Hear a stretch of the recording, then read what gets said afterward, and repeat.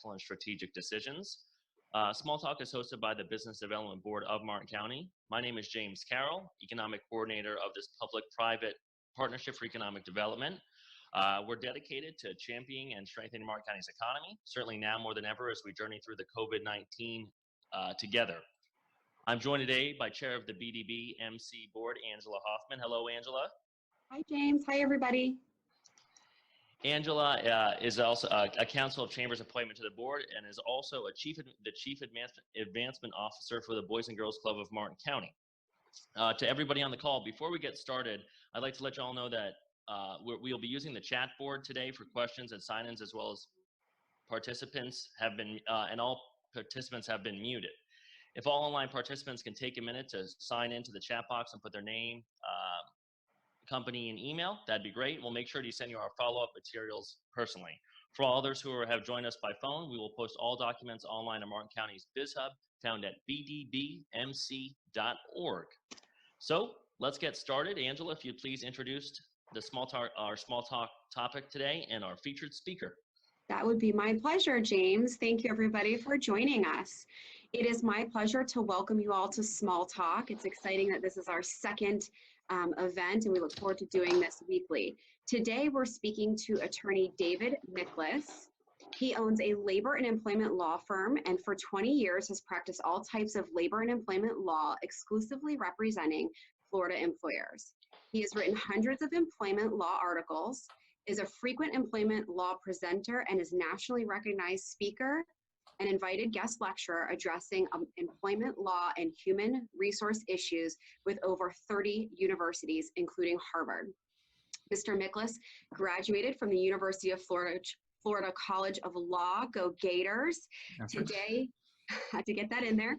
Today, he joins us to discuss what employers need to know during the COVID-19 climate. Thank you, David, for joining us today. We appreciate you. Great. Thank you, Angela, for having me. Absolutely. So, David, my first question is a super broad one, but there's so much changing right now in this climate. Can you tell us what employers need to know immediately right now in the COVID-19 climate? Sure. Well, the big news is that Martin County employers now must give employees paid sick leave and also Emergency Family Medical Leave Act leave, which is called EFMLA. And this is true even for small businesses in Martin County, which should have already heard about this either in the news or social media. But in case you're not aware, you do need to pay attention to this webinar. And to demonstrate exactly the gravity of this, pretty recently, April 23rd, the U.S. Department of Labor issued a press release showing that they're coming after employers for screwing this up. And in this case, you can see on the slide that they nailed one company for $1,600, and this involved just a single employee. Now, keep in mind that this was the Department of Labor, but a plaintiff's lawyer could come after an employer instead. And then in that case, the employer would also have to pay the attorney's fees on top of any unpaid sick leave that they didn't give the employee. And just so you see what the actual statute is, you can see at the top what I circled in red. It's a 112-page statute. This was signed into law on March 18th by President Trump. And the law that we're talking about is the Families First Coronavirus Response Act, the FFCRA. And this law went into effect on April 1st, and the law requires private employers with fewer than 500 employees, with some limited exceptions, and almost all public employers to provide 2 weeks of emergency paid sick leave, and also to provide Family Medical Leave Act leave for certain absences that are related to COVID-19. Thank you, Dave. Thank you for that answer. Moving along, change gears. What would you say to a Martin County employer that asked you whether they are required to post a new notice regarding the information you just shared, or a poster about this? Sure. Well, in a nutshell, you should have already posted that new poster on April 1st. And here's a slide of the poster itself. The poster must essentially be posted immediately if you haven't already posted it. It has to be posted by every private business with fewer than 500 employees and most public or municipal employers. And basically, the poster or notice must be posted in a conspicuous place on the business premises. Now, if you have employees that are working from home right now, you can satisfy this requirement of posting by also emailing or direct mailing this notice to the employees, or else you could post it on the company internal or external website. And you can see from the poster that the FFCRA does two things. It creates the Emergency Paid Sick Leave Act, which I call the EPSL, and it also creates the Emergency Family Medical Leave Expansion Act, the EFMLA. And both parts are part of the Families First Coronavirus Response Act. So both of these, PSL and the EFMLA, are both part of the FFCRA. Now, the first part requires Martin County employers to provide emergency paid sick leave, or EPSL, to employees in certain circumstances. And then the second part requires Martin County employers to provide expanded or emergency family medical leave act leave to employees in certain circumstances. And these provisions will apply from April 1st, 2020, all the way through December 31st of 2020. Thank you. Thank you, David. I know you touched on this, that there really is no business too small that has to comply with this Family Medical Leave Act. But can you talk to us a little bit more about eligibility and how a small business needs to respond and manage the requirements associated to this? Sure. And what the audience needs to understand is that the number of employees that the business has is going to be the key. So do you have from 1 to 499 employees? If the answer is yes, then you should keep watching this webinar. So if you have under 500 employees, your business is required to provide paid leave under both programs and also post this notice or poster. Now, both of these new provisions apply to both private companies and also public ones. The public ones, it doesn't matter how many employees you have. The private ones, it's less than 500. So if you have less than 50 employees, then your private business might be partially exempt. And when I say partially exempt, you'll see 6 reasons in that box. Only reason number 5 is going to qualify for any kind of exemption, and it's not automatic. There are certain circumstances have to apply. Also, employers of healthcare providers or emergency responders may exclude those types of employees from the FFCRA's leave requirements. And I'll zoom in just on that box a little bit, and let's talk about those items there. So you can see there are 6 reasons why the employee can take the paid sick leave under the FFCRA. So if the employer does not have work, there's no paid sick leave. So only if one of those 6 reasons happen and there's available work or telework to be done, then the employee is going to be entitled to paid sick leave. And if you look at the bottom 3 of these reasons, reasons 4, 5, and 6, you'll see reason number 5. That's the one that can also be the basis for both the paid sick leave and also the Expanded Family Medical Leave Act. And we'll see in a minute that reason number 5 is the only basis for the EFMLA leave. Now, these are amendments, what you need to realize, to the FMLA. So they don't replace the regular FMLA. So if employers have 50 or more employees, they're already familiar with FMLA, the employee's not going to get leave on top of the regular 12 weeks of FMLA leave. Now, this FMLA, expanded FMLA leave, mirrors reason number 5 under the EPSL. So you only get the expanded FMLA for one of those 6 reasons. It's only reason number 5. And just to make it clear, the Department of Labor actually put this right in the poster itself. You can see this language right from the center of the poster, and it's very clear that the EFML is only partially paid, and that's 2/3 of the pay. And it's clear that it's only for reason number 5. So this is a new type of leave under the FMLA. It's not more weeks. And also an employee who's already used their 12 weeks under the FMLA is not going to be able to use the EFMLA. Now, you were asking about who's going to be eligible for this new leave. If you take a look at the top part of that poster, you'll see for the emergency paid sick leave that an employee is immediately eligible for this leave. So anyone who's an employee right now is going to be entitled to this. Now, for the EFMLA leave, any full-time or part-time employee who's been on the employer's payroll for 30 calendar days. So what this means is that all employees of the covered employers are eligible for 2 weeks of paid sick leave for specified COVID-19 related reasons, whereas employees who were employed for at least 30 days, those are going to be the ones that are eligible for an additional 10 weeks of paid family leave to care for a child under certain COVID-19 related reasons. Excellent. Tell me this. What are the reasons for the paid sick leave? And if you could also answer, how much paid leave does the employee receive? Okay. Well, if you look at the bottom part of that poster, an important thing to understand is that employees who are able to telework during the COVID-19 crisis are generally ineligible for the leaves that are provided under the FFCRA.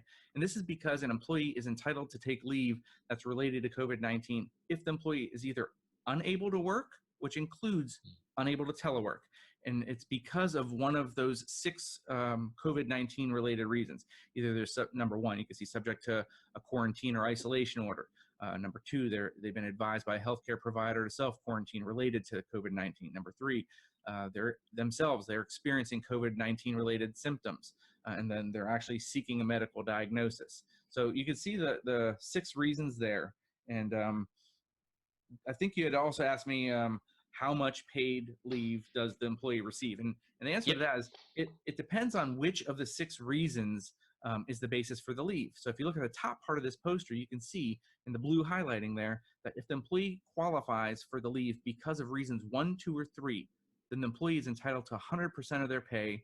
Now there are caps. It's not to exceed a maximum of $511 a day or $5,110 total over the entire paid sick leave period.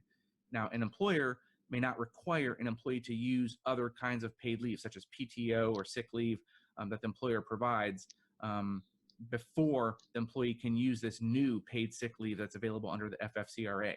And also, if you look at the poster here in the orange highlighting, if the employee is qualified for the leave because of reasons 4 or 6, then the employee is going to be entitled to 2/3 of their pay. And that's not, there's also caps there, but the caps are different. It's $200 a day or $2,000 total. And same thing, the employer can't force them to use their PTO in lieu of this new leave. Now, for reason number 5, that's the tricky one. If the employee qualifies for leave for reason number 5, then the employee is going to be entitled, again, to 2/3 of their pay. And that's also not to exceed $200 a day. But there's a total of $12,000 over the entire paid sick leave period. And the reason for that is because for reason number 5, an employee is entitled to take up to 12 weeks of this expanded FMLA leave. So the first 2 weeks, which is usually 10 work days, the first 2 weeks of that leave is going to be unpaid, but the employee may choose on their own. You can't force them to. The employee can choose on their own to substitute paid sick leave under the EPSL, or on their own, they can choose to take paid leave under the employer's pre-existing policies, such as PTO.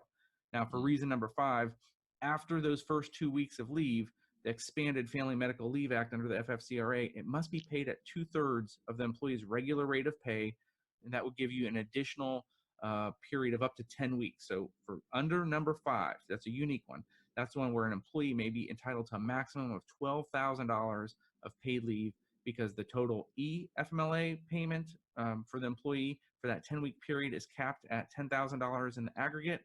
And that's a total of $12,000 when you combine it with the 2 weeks of the paid leave taken under the EPSL. And like I said, that's the complicated one, number 5.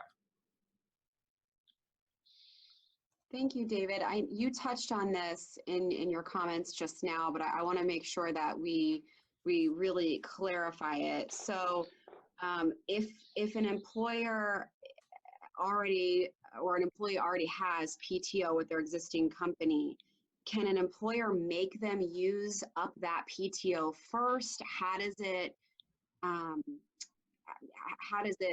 jive with what they receive through this act? Sure.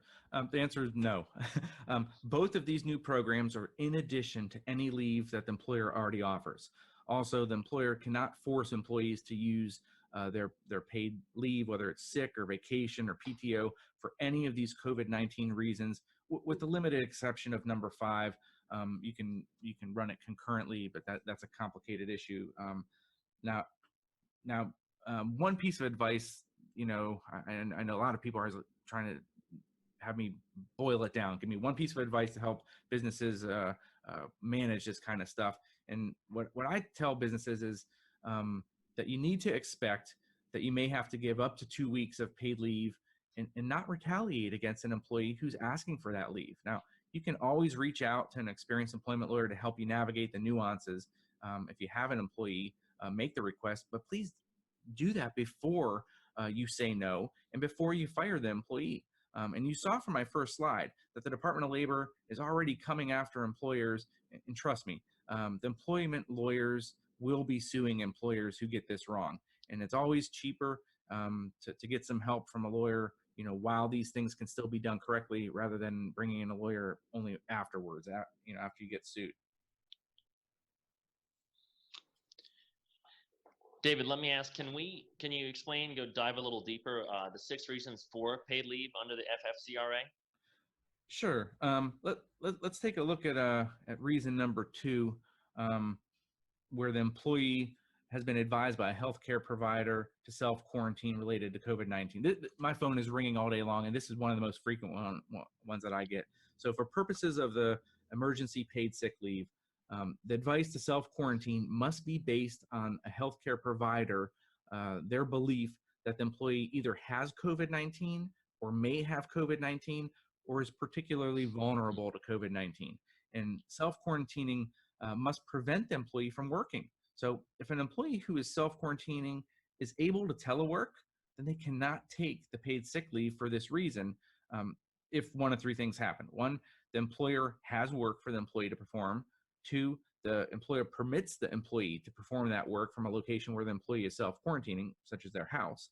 And 3, that there are no extenuating circumstances such as COVID-19, serious COVID-19 symptoms that the employee is experiencing themselves that prevent the employee from performing that work. So for instance, if an employee is able to work on a laptop while they're self-quarantining at home, they may not take paid leave under reason number 2. Now, an employee who's requesting paid sick leave under reason number 2, when I say reason number 2, it's out of these 6 on the poster, they must provide to the employer the name of the healthcare provider who advised him or her to self-quarantine for the COVID-19 related reasons. And I think we've got a little bit more time. I'll take a deep dive into reason number 3, if that's fine with you. Sure. Okay. So for reason number 3, this is the one where the employee is experiencing COVID-19 symptoms and they're seeking medical diagnosis. So for the purpose of the expanded Paid Sick Leave Act, an employee who's experiencing these COVID-19 symptoms may take paid sick leave for any time that they spend either making or waiting for or attending an appointment for a test for COVID-19. But the employee may not take paid sick leave to just self-quarantine without seeking a medical diagnosis. So they can't just sit at home because they're afraid to come into work if they don't even try to go get a medical diagnosis. So if an employee is waiting for the results of a test, but they are able to telework while they're waiting for those results, the employee cannot take paid leave during that time because they're actually able to work.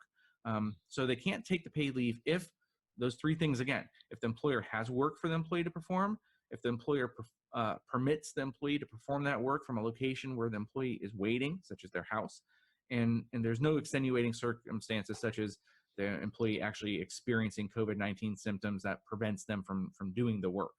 So an employee can continue to take leave, this paid leave, if the employee is experiencing any of the COVID-19 symptoms. And on April 24th, the CDC broadened what these symptoms are, and they now include a cough, shortness of breath or difficulty breathing, chills, a fever, repeated shaking with chills, muscle pain, headache, sore throat, new loss of taste or smell. So those are the symptoms. So if an employee experiences any of those symptoms, they can continue to take the leave, or after they test positive for COVID-19, regardless of whatever symptoms they may or may not experience, provided that the healthcare provider advises that the employee is supposed to self-quarantine. So if an employee exhibits COVID-19 symptoms and they seek medical advice, but they're told that they're not able, that they don't meet the criteria for testing, but they're advised to still self-quarantine, in that situation, the employee may be eligible for paid leave under reason number 2, as opposed to number 3. Excellent. I'm not seeing any questions in the chat. Let me throw you another kind of thing. We've been receiving a number of calls into the BDB office from workers who are wondering why their company is still open. They don't believe they're an essential service and are concerned about their well-being, proper cleaning, and disinfecting of facilities.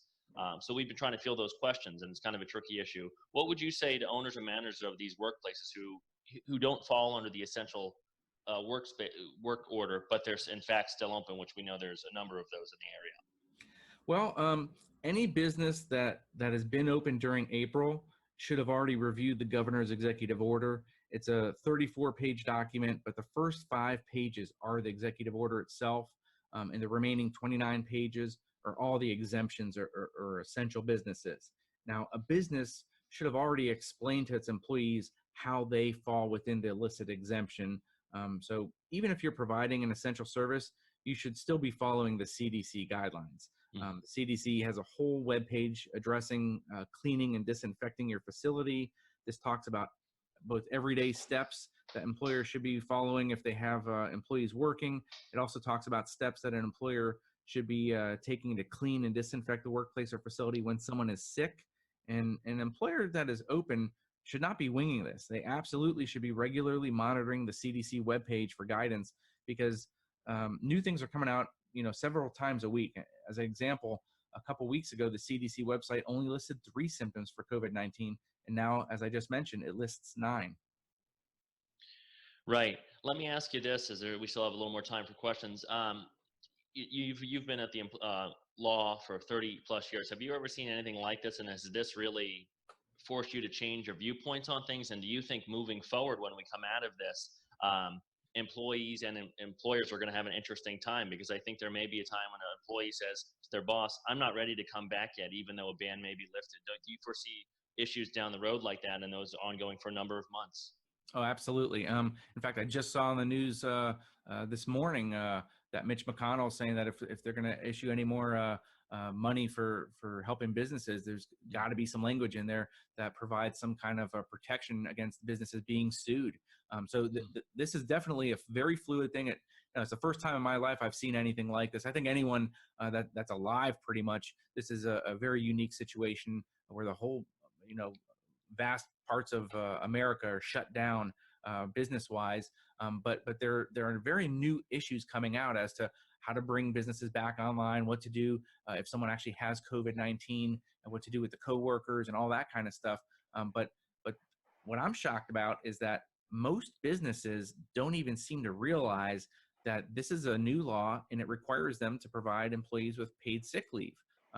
Normally in Florida, federal law and Florida law does not require any kind of paid sick leave like some other states do. California and New York are very, very different from Florida.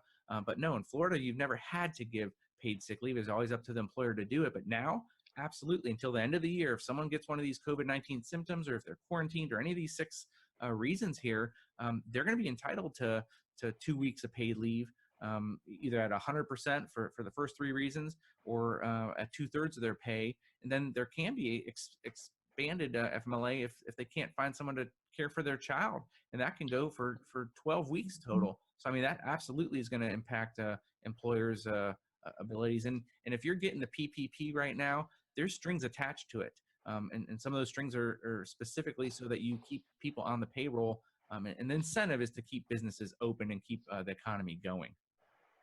Right. Joan, you had a question?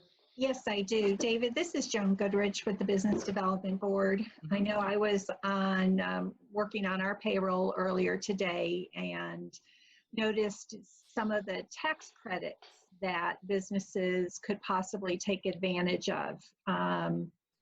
Did I read that correctly? And if so, can you spend a moment or two just on some of the tax credit component to this? Yeah.